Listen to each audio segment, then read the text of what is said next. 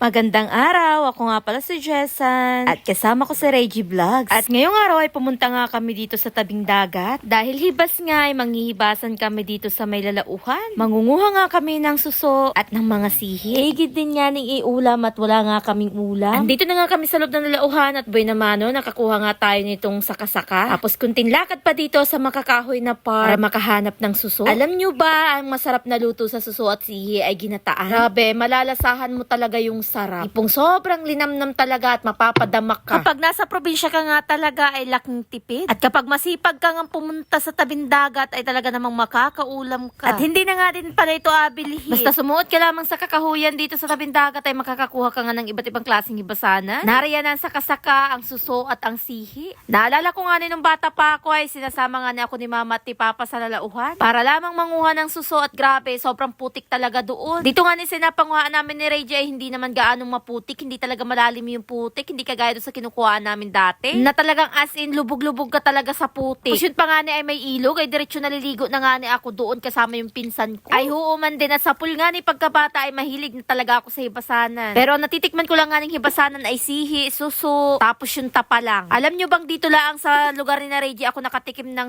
iba't ibang klaseng hibasanan? At nung first time ko nga ning makatikim ay talagang nababano ako. Pero nang malasahan ko ay grabe, talagang napapasarap talaga ang kain ko. Kaya kitang-kita nyo naman sa katawan ko na parang hindi talaga pinabayaan. Ay magaling mag-alaga yun. Kapalik na tayo dito sa ating hinuhuli at ito na nga yung huli namin, makakaisang sulyaw na. Kapag masipag ka nga lamang maghanap ng mga suso or sihi dito sa may bakawan, walang hindit makakaulam ka talaga. Hindi ka agutumin dito sa probinsya basta talaga sipagan mo lang. Kaya kapag hibas talaga sa araw ay talagang nangangakit talaga ako kay Reggie o kaya naman doon sa aking pamangkin para manghuli dito ng mga hibasanan. Ito nga nakakuha nga ako dito ng kabibi. Grabe, sobrang natuwa ako dahil magkatabi talaga sila dalawa yung nakuha ko. Alam nyo ba kapag ganito mga bugatan na makukuha namin ay talagang inahugasan ko makamaigi para talagang yung putik ay tanggal man din. Tapos kapag maraming huli namin gayaan ay nagagisa talaga ako niya sa sibuyas, bawang at luya.